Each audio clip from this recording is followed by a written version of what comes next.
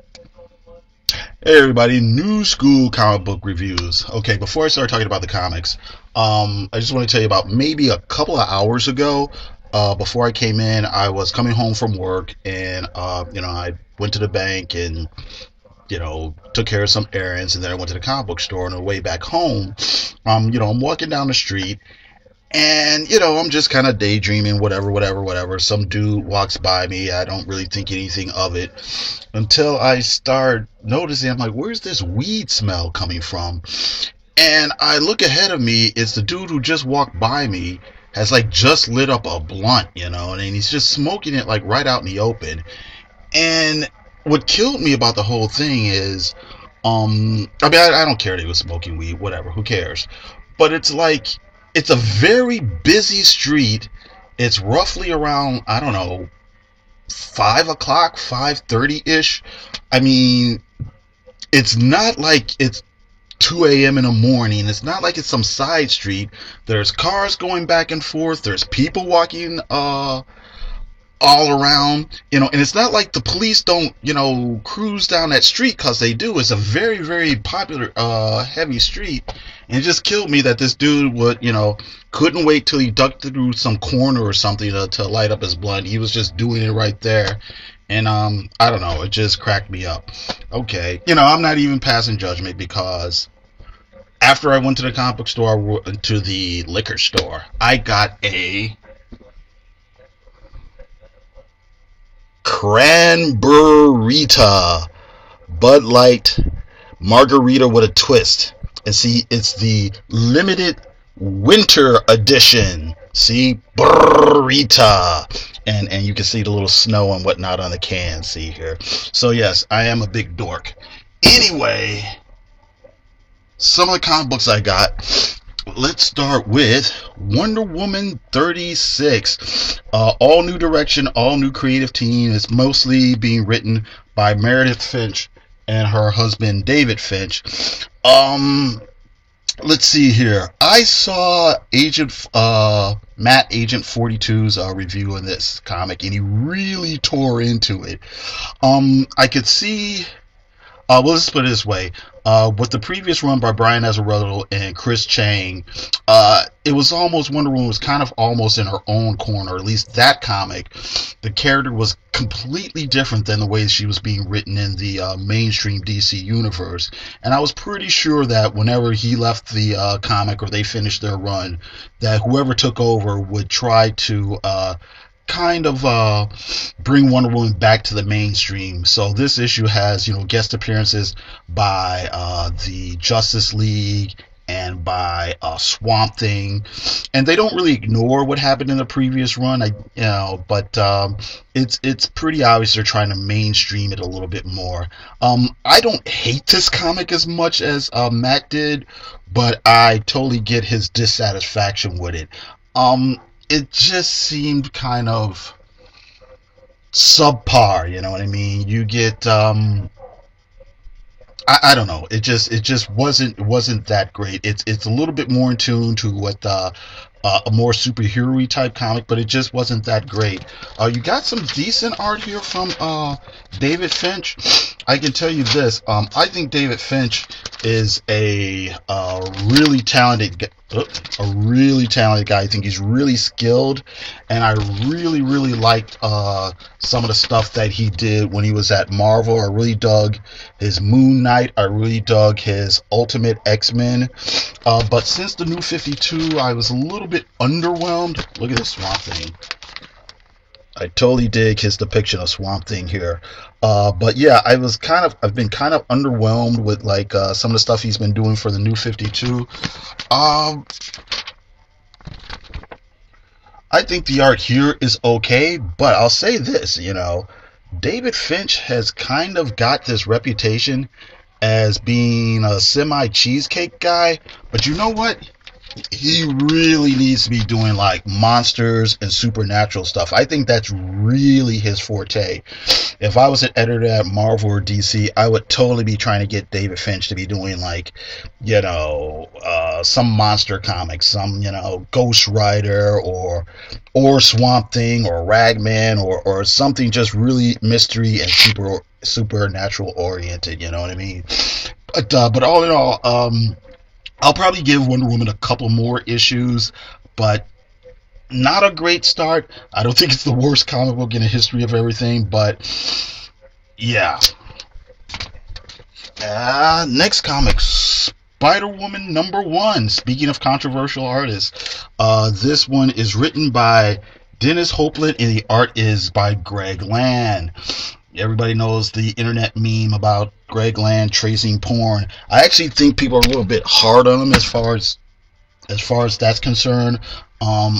I've read most of his Mighty Avengers issues, and I really don't think there was anything that was inappropriate as far as depicting women.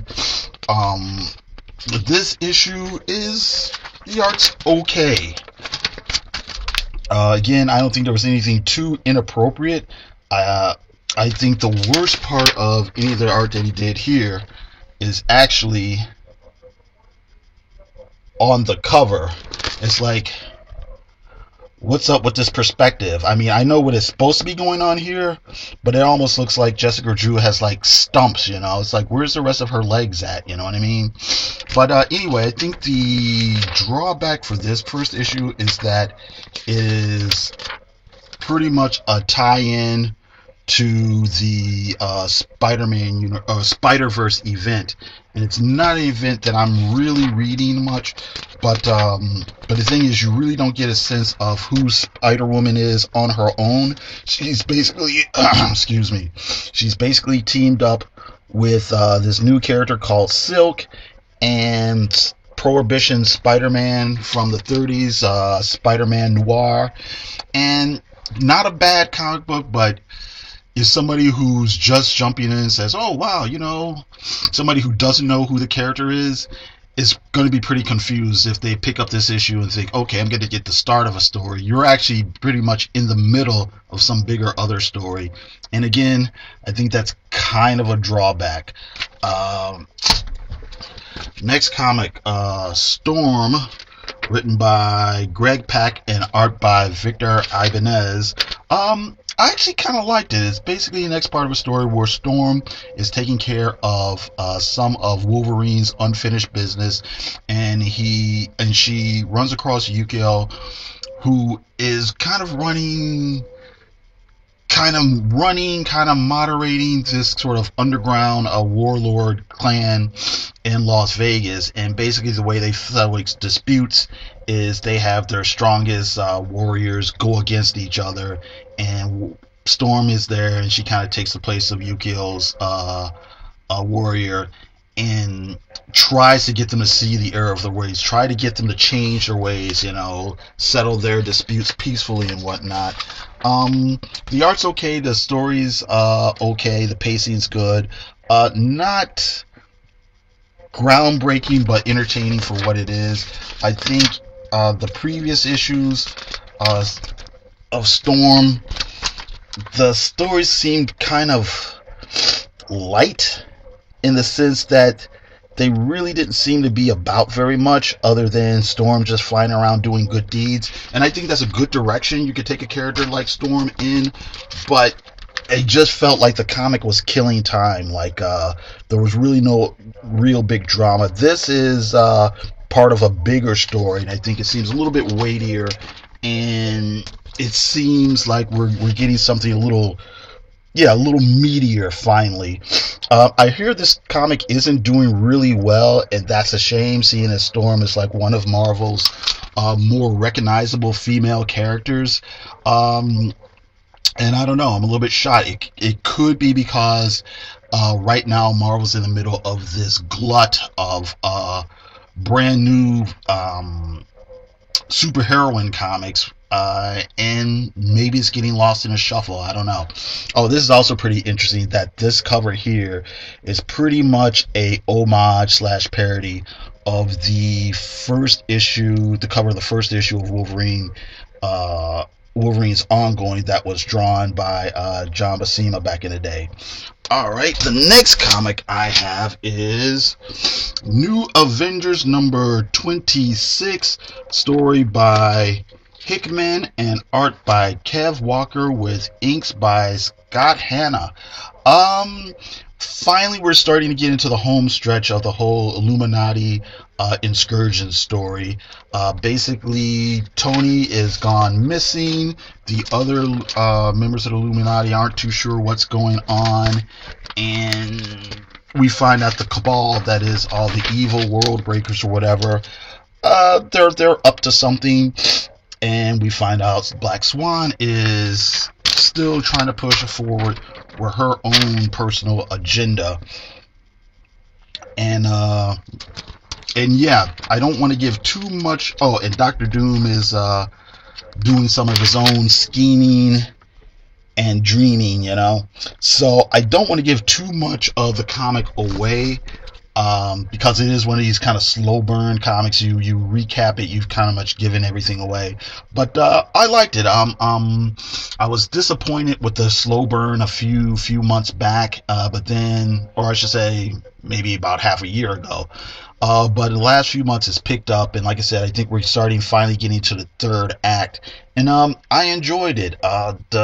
The dramatic note that it ended on really got to me, so I dug it. I'm glad I kind of stuck this comic book out, and I'm really looking forward to how it's all going to end.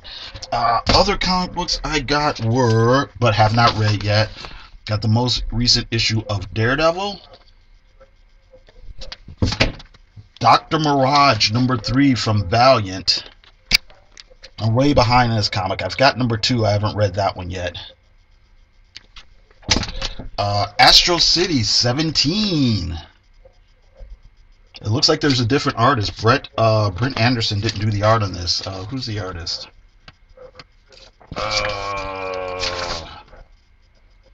I'm not gonna look for it. But it's not Brent Anderson. Okay. And I also got Batgirl 36.